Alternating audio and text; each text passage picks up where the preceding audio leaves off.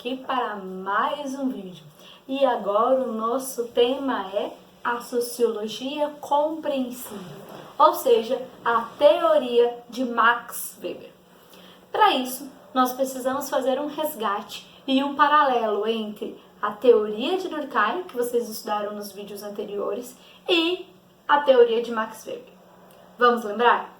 A teoria de Durkheim era a teoria utilizando um método positivista, ou seja, uma relação de causa e efeito, analisando os fenômenos sociais baseados no método das ciências naturais, uma ciência exata e objetiva.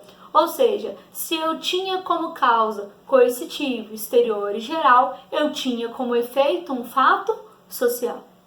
Já a teoria de Max Weber vai ser o método compreensivo. Ele vai falar que eu não posso estudar a sociedade de uma forma objetiva, porque eu preciso compreender o sentido de cada fenômeno. Por isso, eu chamo de método compreensivo. Nós vamos ver como Max Weber, então, ele vai estudar o sentido do fenômeno. Ele vai falar que, para isso, eu preciso analisar como funciona a dinâmica social. O que faz o indivíduo compreender e entender as regras e as normas sociais.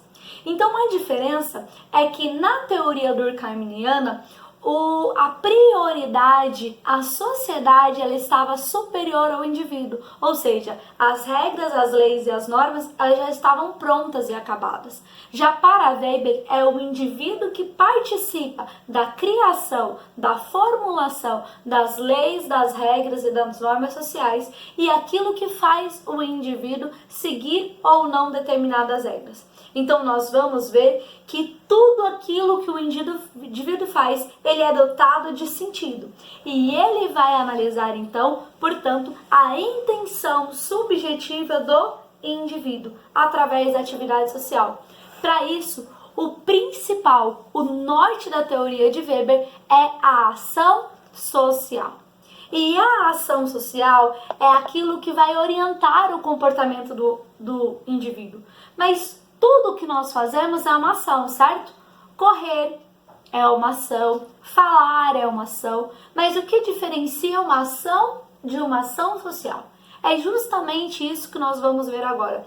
Quando o indivíduo ele pratica uma ação, esta ação ela é humana, ela é subjetiva, ela é dotada de sentido e faz com que o outro indivíduo, ou seja, oriente o comportamento dos outros indivíduos, pode ser um ou o coletivo, nós chamamos isso de ação social. Lembrando que a omissão, ou seja, o não ter algum tipo de comportamento, também é uma ação social. Nós vamos ver, então, que ele vai dividir a ação social em 4 tipos. A primeira é a ação social referente a fins, ou seja, o indivíduo age com relação ao objetivo que ele quer alcançar. Um exemplo é o que nós estamos fazendo agora, o estudo. Você tem a intenção e você estuda para passar no Enem, para ter uma boa nota, então é uma ação social referente a fins. A ação social referente a valores, como o próprio nome já diz, o indivíduo age baseado numa convicção moral, numa convicção ética, numa convicção religiosa. Ele não está preocupado com os resultados, mas ele está preocupado em estabelecer, em concordar com os valores pré-estabelecidos. Um exemplo disso seria um funcionário, o valor de honestidade dele em não concordar em sonegar os impostos, mesmo que a isso ele seja demitido. Nós temos ainda o grande exemplo, para quem assistiu aí o famoso Titanic, do capitão, em que a ideia dele é que ele é o último, ele não abandona o barco. É uma ideia de um valor. Nós temos ainda a ação afetiva. Como o próprio nome diz, ela está no limiar entre a sociologia e a psicologia. Então, o indivíduo age baseado no sentimento. Nós temos o exemplo do pai com relação ao filho, em que ele é capaz de doar a sua vida pela criança, por aquele em que ele gosta, num desastre. Nós temos ainda a ação tradicional. Esta é a mais corriqueira de todas as ações, porque o indivíduo age baseado em uma rotina, baseado num costume, uma obediência muitas vezes até inconsciente. Nós temos muitas vezes os tabus religiosos, aqueles que estão estabelecidos e muitas vezes nós nem os questionamos. Nós temos como um exemplo de tradição, por exemplo, a ideia de troca de presentes no Natal. É uma tradição pré-estabelecida. Nós temos ainda, você pode ver bem, o uso do kit na Escócia. É uma tradição e tantos outros exemplos que nós podemos visualizar. Para isso, Max Weber vai estabelecer o que nós chamamos de tipos ideais, ou seja, modelos em que nós vamos estudar a sociedade. E ele divide eles em dois, que são os arquétipos e são as abstrações.